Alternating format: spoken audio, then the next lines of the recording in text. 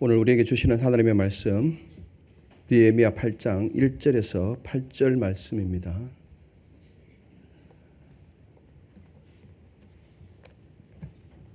교독하도록 하시겠습니다. 이스라엘 자손이 자기들의 성읍에 거주하였더니 일곱째 달에 이르러 모든 백성이 일제히 수문 앞 광장에 모여 학사 에스라에게 여호와께서 이스라엘에게 명령하신 모세의 율법책을 가져오기를 청하매 일곱째 달 초하루에 제사장 에스라가 율법책을 가지고 회중 앞 곧 남자나 여자나 알아들을 만한 모든 사람 앞에 이르러 수문 앞 광장에서 새벽부터 정오까지 남자나 여자나 알아들을 만한 모든 사람 앞에서 읽음에 뭇백성이 그 율법책에 귀를 기울였는데 그때 학사 에스라가 특별히 지은 나무 강단에 서고 그의 곁 오른쪽에 선 자는 mat디다와 스마와 아나냐와 우리야와 힐기야와 마세아세요. 그의 왼쪽에 선 자는 부다야와 미사엘과 말기야와 하숨과 하스바단나와 스가랴와 무술람이라.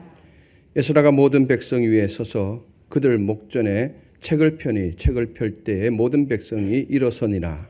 에스라가 위대하신 하나님 여호와를 송축하매 모든 백성이 손을 들고 아멘 아멘 하고 응답하고 몸을 굽혀 얼굴을 땅에 대고 여호와께 경배하니라.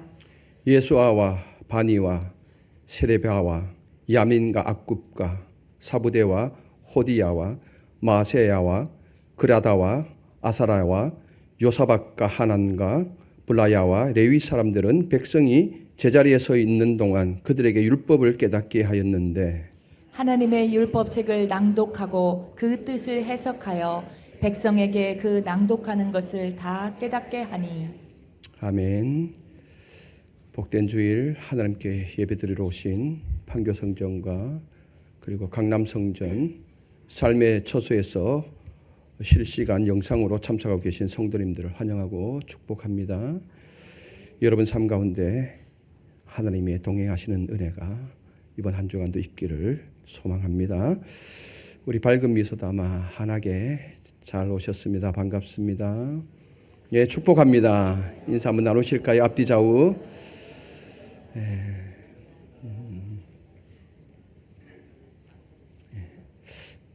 간혹 가다가 자리도 한번 좀 섞어 앉으시고 그래서 새로운 얼굴도 한번 봤으면 좋겠습니다. 가을이 점점 깊어가고 있습니다. 산들이 고운 빛깔로 갈아입고 있고요. 이 계절 우리의 신앙도 깊이가 더해졌으면 좋겠고요. 다양한 믿음의 색으로 아름다운 섬김을 이어갈 수 있기를 바랍니다. 반석교회의 교회력으로 봤을 때는 11월이 이제 마지막 회기입니다. 마지막 달입니다.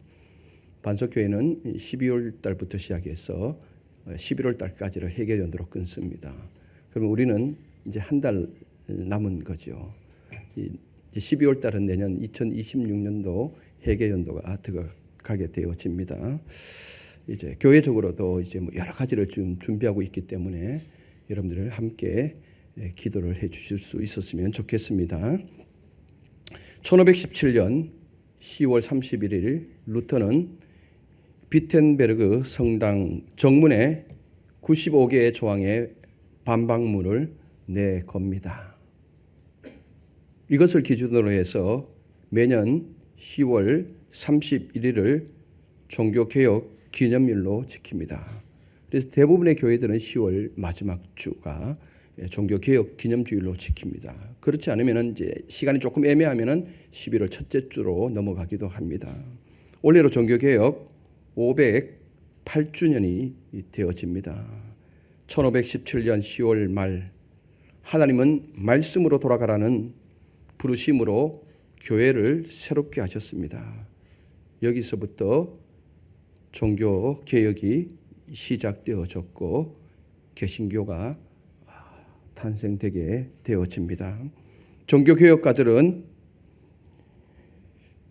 오직 성령, 오직 은혜, 오직 믿음, 그리고 오직 그리스도, 오직 하나님께 영광이라는 이 5가지의 강령을 모토로 하여서 교회의 개혁을 주도했습니다. 그 중에서 오직 성경, 솔라 스크립투라, 교회를 다시 세우려는 몸부림이었습니다. 오직 성경은. 오늘 우리 교회도 사람의 전통보다 하나님의 말씀을 첫 자리에 두어야 합니다. 그런 의미에서 우리가 읽은 느헤미야 8장의 말씀 회복은 바로 개혁교회가 추구해야 할 귀한 가르침이기도 합니다. 오늘 우리는 말씀 앞에 다시 서므로 개혁교회의 전통을 다시 이어갈 수 있었으면 좋겠습니다. 느헤미야 8장은 바벨론 포로에서 돌아온 하나님의 백성이 예루살렘에 다시 모여서 무너진 성벽을 재건한 뒤에 어떤 일을 했는지를 분명하게 보여주고 있습니다. 느헤미야와 백성은 이미 큰일을 이룬 사람들입니다. 예루살렘 성벽은 무너진 지 수십 년이 지났습니다. 이 무너진 도성을 보고 이방 민족들은 비아냥거렸습니다. 너희들이 하나님을 믿는 백성이냐? 그럼에도 이 나라가 이렇게 황폐하게 되었느냐? 성벽은 완전히 파괴되어져서 무너졌고, 그래서 이들이 이런 조롱에 휩싸이게 되었던 것이죠. 돌아왔을 때. 그런데 하나님께서 긍휼을 베푸셔서 느헤미야를 통해서 성벽이 다시 재건됩니다. 이로써 백성은 외적인 체면을 회복했습니다. 그리고 예루살렘은 다시 도시답게 된 것이죠. 도시를 지켜주는 이 외곽 성벽이 완전히 재건되었기 때문입니다. 그런데 이 시점에서 성경은 묻습니다. 성벽이 세워졌다고, 성벽이 재건되어졌다고 정말 회복이 된 것인가? 성경은 우리에게 말을 합니다. 참된 회복은 경제력의 회복이 아니다. 제도의 재정비도 아니다. 너희들이 성벽이 세워졌다고 무너진 자존감이 세워진 것도 참된 회복은 아니다. 너희 마음 가운데 내면이 지금 회복되고 있는가? 참된 회복은 하나님의 말씀 앞에 공동체가 다시 서는 것에서 시작된다라고 성경은 우리에게 가르쳐주고 있습니다. 오늘 말씀은 진정한 신앙 부흥의 시작점을 우리에게 보여주고 있습니다. 그 시작은 눈에 띄는 프로그램이 아닙니다. 어떤 대단한 행사가 아닙니다. 단순하게 말씀을 붙잡는 데서부터 부흥이 시작됨을 우리에게 알려줍니다. 우리는 교회가 늘 새로워지기를 원하지요. 가정이 새로워지기를 원합니다. 그래서 간혹 대표 기도자들이 기도문 속에서는 하나님 교회를 새롭게 하여 주옵소서, 나를 새롭게 하여 주옵소서, 우리의 가정도 새롭게 하여 주옵소서 기도문을 담는 경우도 있습니다. 내 마음에 새 힘을 얻기를 원합니다. 그렇다면 우리는 다시 말씀 앞에 서야 합니다. 말씀이 우리를 갱신하고 말씀이 우리에게 힘을 줍니다. 사람의 말도 위로가 되지만은 원천적인 힘은 바로 말씀에서 나온다는 것을 꼭 기억할 수 있었으면 좋겠습니다. 오늘 본문을 통해서 하나님이 세우시는 참된 부흥이 어디서 오는지, 우리의 힘의 원천은 무엇인지 우리가 함께 생각해 보시겠습니다. 1절을 보면 이렇게 시작하고 있습니다. 이스라엘 자손이 자기들의 성읍에 거주하였더니 7째 달에 이르러 모든 백성이 일제히 수문 앞 광장에 모여 학사 에스라에게 여호와께서 이스라엘에게 명령하신 모세의 율법책을 가져오기를 청하매. 여기서 가장 놀라운 점이 뭘까요? 말씀을 듣는데 지도자가 주도했지 않았습니다. 백성이 주도했다라는 점입니다. 백성이 학사 에스라에게, 여기서 학사는 서기관을 의미하고 성경 연구가를 의미합니다.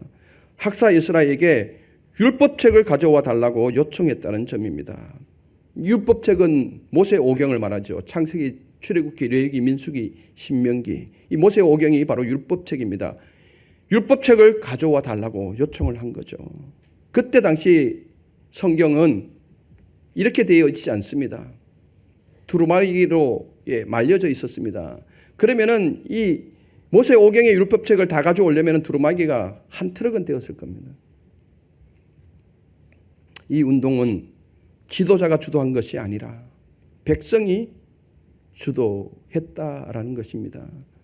이 장면은 명령을 받은 모임이 아닙니다. 어느 지도자가 이제 우리 다 함께 모이자 이렇게 명령을 해서 모인 것이 아니라 말씀을 갈망하는 백성이 자발적으로 움직인 신앙이었던 것입니다.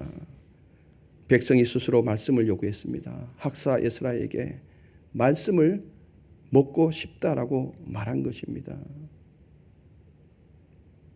말씀이 없이는 먹어도 갈증이 계속 일어나는 거예요. 백성들 마음속에서. 그래서 백성들이 우리는 이렇게 해서는 안 되겠다. 근본적으로 말씀을 먹어야 되겠다.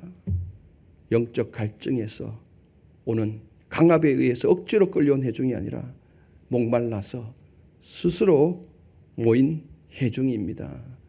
우리 박은숙교회 성도님들이 이렇게 되었으면 좋겠습니다. 성경은요, 부흥의 불씨를 이렇게 말합니다.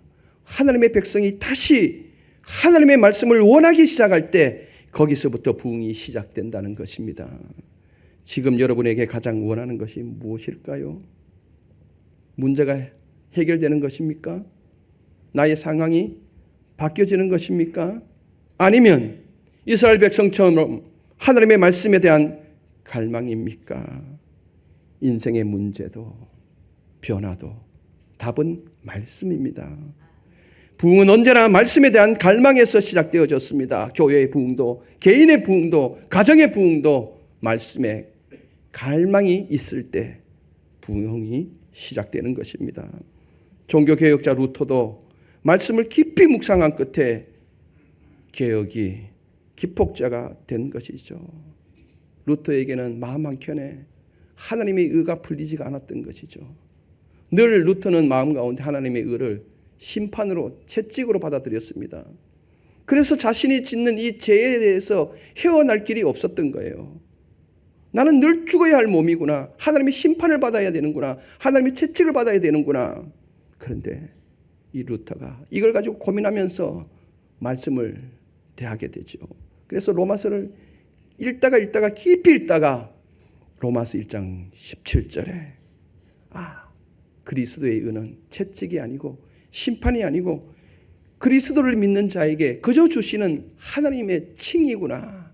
이걸 깨달았던 거예요. 여기서부터 이제 기폭제가 되어져서 로마 가톨릭 교회를 향하여서 95개 조의 반박문을 내걸고 종교개혁이 시작되었던 것입니다. 이스라엘의 회복은 성벽 공사로 끝나지 않았습니다. 그들에게는 말씀의 회복이 필요했습니다. 오늘 우리 교회가, 우리의 가정이, 내 영혼이 진짜 다시 살아나려면 말씀에서 시작해야 합니다. 말씀을 꼭 붙들 수 있기를 바랍니다. 2절 말씀을 한번 읽어보실까요? 일곱째 달 초하루에 제사장 에스라가 율법책을 가지고 회중 앞 곧 남자나 여자나 알아들을 만한 모든 사람 앞에 이르러 아멘. 일곱째 달 초하루, 이스라엘 달력에서 매우 중요한 시기입니다. 유대 달력으로 보면은 초막절이 있고요. 그리고 속죄일이 있는, 영적으로 자기 자신을 돌아보고 다시 하나님 앞에서 서는 절기입니다. 이날은 단순히 의식을 거역하는 날이 아니라 영적 재헌신의 문을 여는 날이기도 합니다. 즉 이날의 율법을 펴는 것은 하나님의 백성의 정체성을 다시 한번 확인하는 의식이었습니다. 우리는 말씀의 백성이다. 우리는 언약의 민족이고 그래서 이 말씀을 꼭 붙들어야 한다라고 하는 이런 정체성을 나타내었던 것입니다.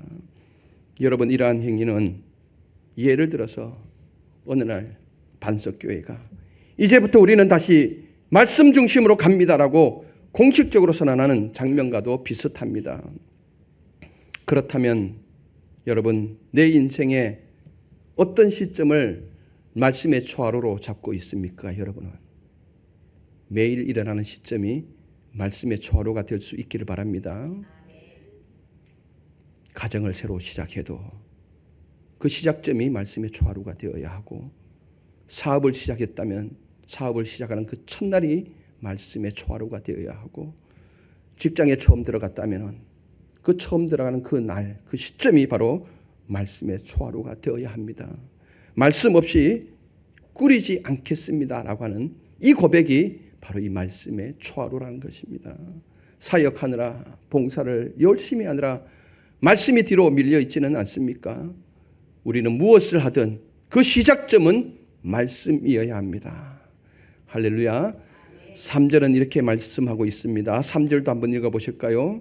수문 앞 광장에서 새벽부터 정오까지 남자나 여자나 알아들을 만한 모든 사람 앞에서 읽음에 뭇 백성이 그 율법책에 귀를 기울였는데. 아멘. 3절 말씀 가운데는 세 가지의 매우 인상적인 부분이 있습니다. 첫째는 시간입니다.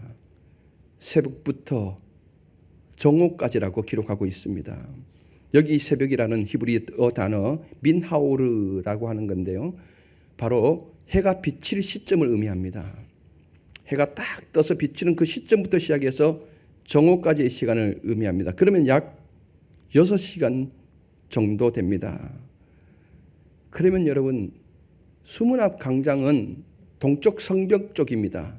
해가 비칠 때는 해의 그림자가 비쳐서 그늘이 졌습니다. 그런데 한 10시쯤 지나고 나면은 이제는 해가 아예 없습니다. 그때 악빛에서 7월 달에 예루살렘의 기온은 30도에서 34도로 오르락내리락 합니다. 그 온도에서 6시간을 서서 말씀을 들었다. 이거는 보통 일이 아닌 거죠. 말씀을 듣는 것을 피곤한 일로 여기지 않았습니다.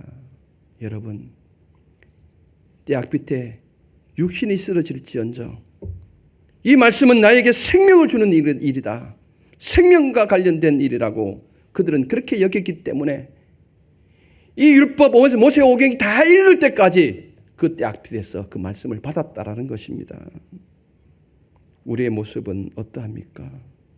말씀 듣는 시간은 최소화하려 하고 다른 건 최대화하려 하지 않습니까?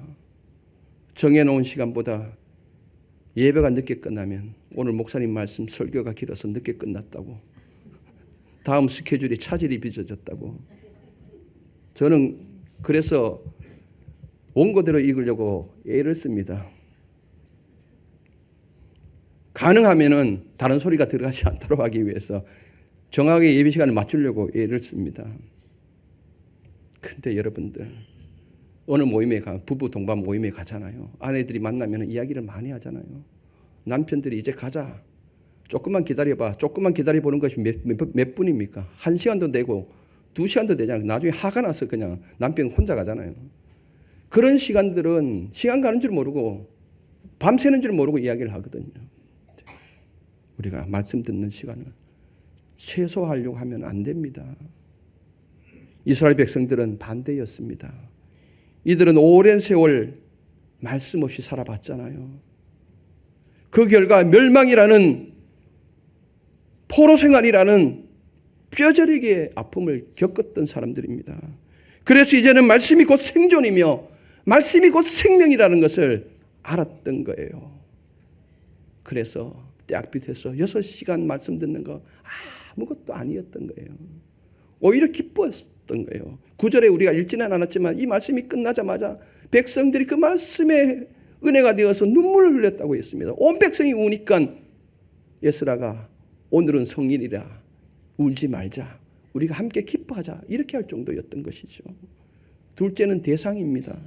3절에 보니까 남자나 여자나 알아들을 만한 모든 사람 앞에서 읽었다라고 말합니다. 단순히 성인만을 의미하지 않습니다. 여기서 알아들을 만한 모든 사람은 자녀들을 의미합니다. 자라나는 자녀 세대들을 의미합니다. 자녀들 중에서 이 말씀을 알아들을 수 있는 자녀들이 있다면 부모들이 이 자녀들과 함께 수문 앞 광장에 모였던 것입니다. 얘야, 오늘 우리가 하나님의 말씀을 듣는 날이란다. 함께 올라가자. 그래서 함께 올라가서 그 말씀이 선포되었던 것이죠.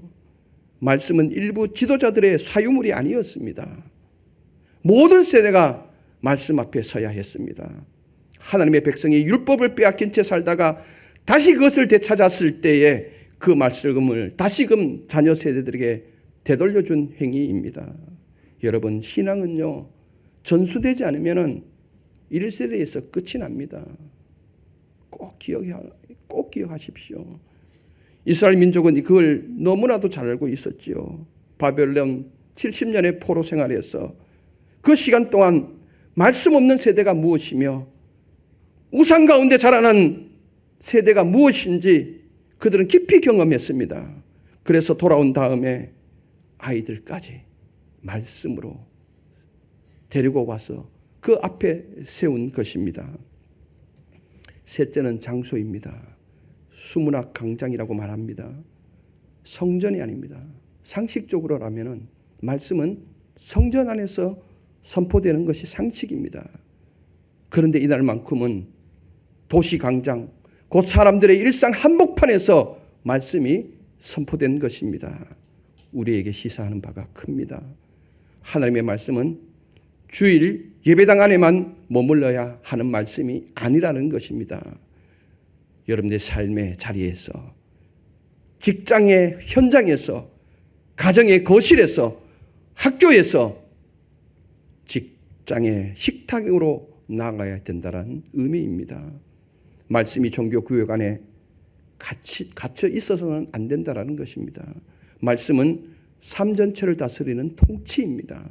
말씀은 신앙 영역이자 삶의 기준입니다.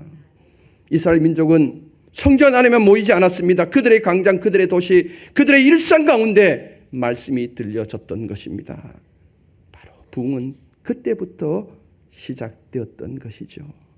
반석교회 예배 공동체도 말씀이 성전으로 시작하여 여러분들의 삶의 일상에서 들려질 수 있기를 바랍니다. 느헤미야 8장 5절에서 6절은 말씀 앞에서의 태도에 대해서 말하고 있습니다. 정말 은혜되는 말씀인데 5절 한번 읽어보실까요? 에스라가 모든 백성 위에 서서 그들 목전에 책을 펴니 책을 펼 때에 모든 백성이 일어서니라. 아멘. 에스라가 율법책을 펴자, 두루마리를 쫙 펴자 백성이 일제히 약속이란 한 뜻 다 일어나게 됩니다. 왜 일어났을까요? 예의 때문에? 예의를 지키려고 일어났겠습니까? 성서 해석학자들은 이것을 말씀의 권위를 인정하는 공적 행위로 해석하고 있습니다. 이스라엘 백성들 마음 가운데 이 말씀은 사람이 하는 말씀이 아니다, 말이 아니다. 하나님이 지금 우리에게 하시는 말씀이다. 이렇게 생각했기에 그 권위에 복종한다는 뜻에서 일제히 일어난 것입니다. 오늘날 많은 교회들이 이 전통을 따르고 있습니다.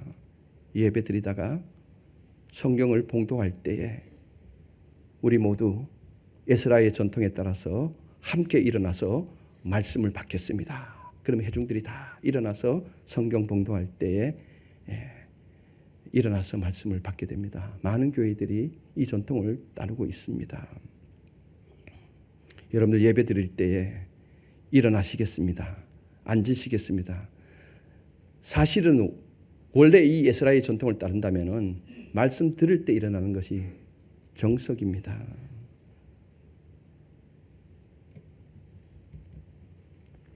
이 모습은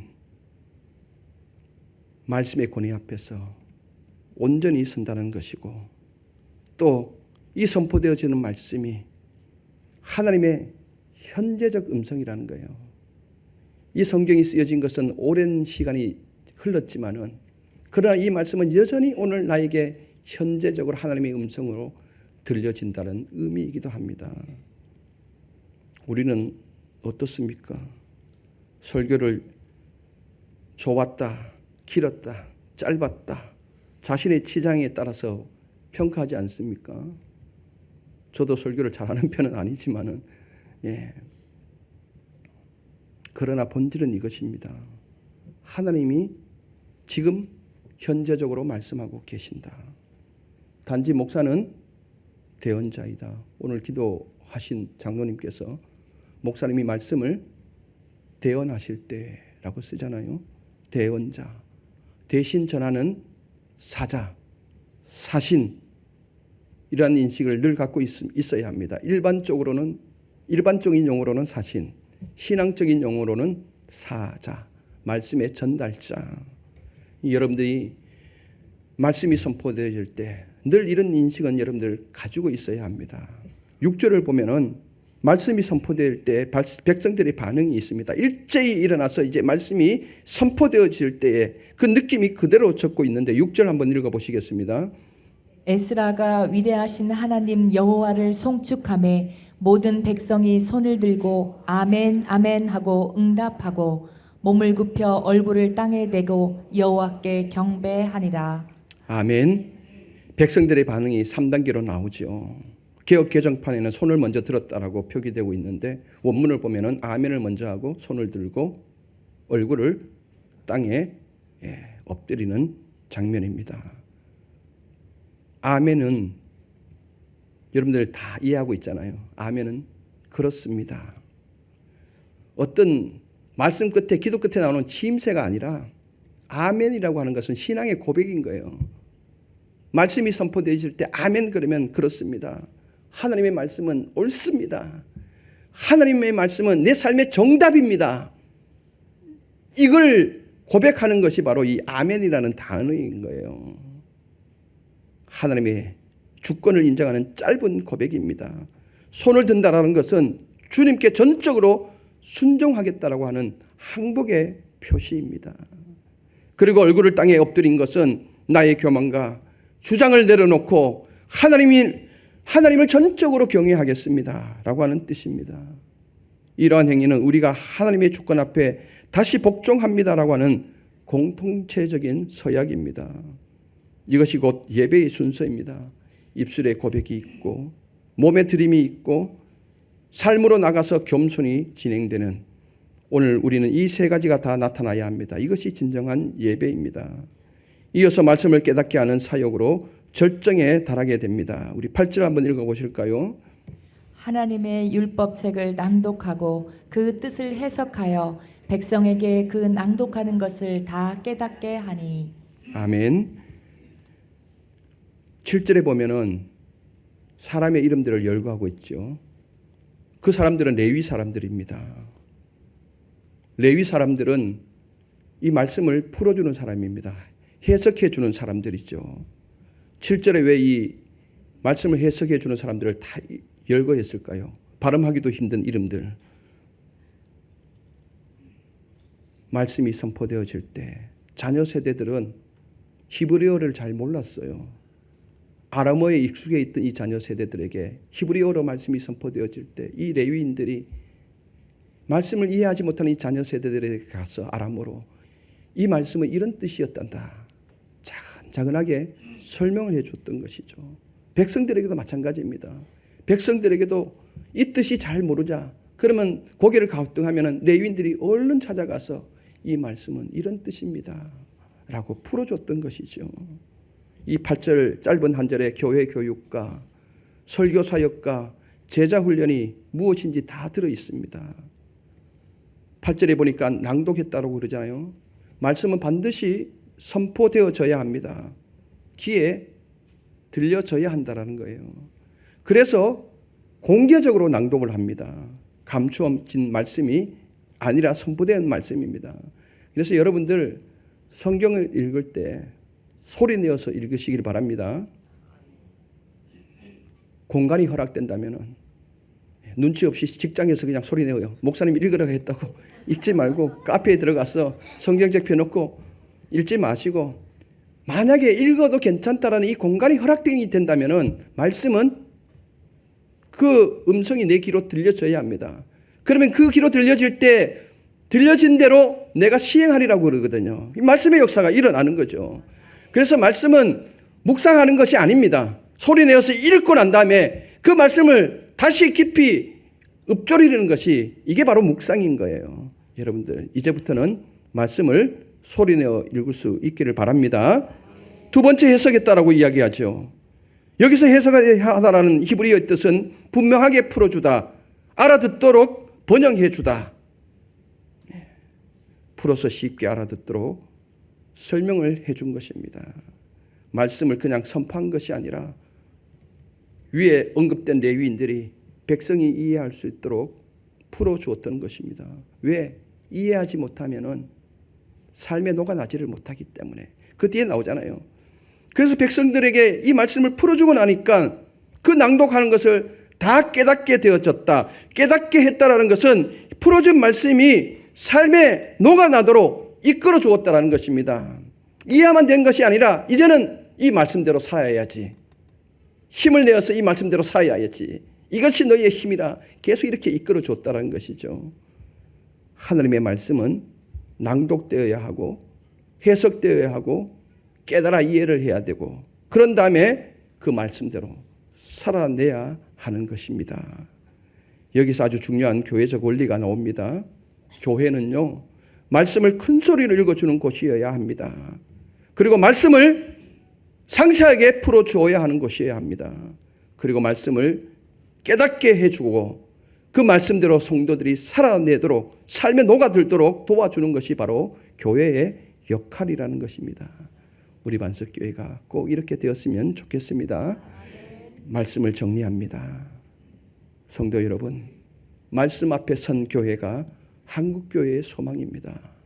우리 반석교회가 말씀 앞에 섬으로 한국교회의 소망이 되었으면 좋겠고요.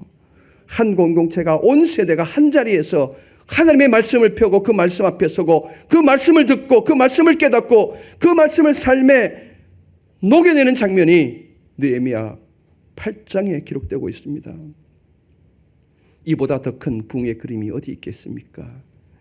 우리 교회가 이런 모습이 되었으면 좋겠고요. 우리의 가정이 이런 모습이 되었으면 좋겠습니다. 우리가 섬기는 모든 사역 현장이 이 모습이 되기를 축복합니다.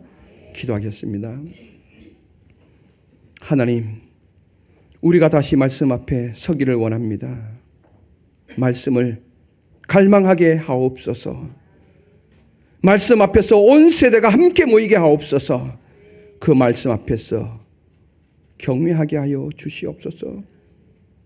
다시 말씀을 깨닫게 하시는 성령의 조명하심을 구하게 하여 주시옵소서. 우리 가정이, 우리 교회가, 우리의 작은 모임 하나하나가 수문 앞 광장이 되게 하옵소서. 하나님의 말씀이 다시 펴지고 다시 들려지고 다시 이해되고 다시 순종되는 그 자리가 되게 하옵소서.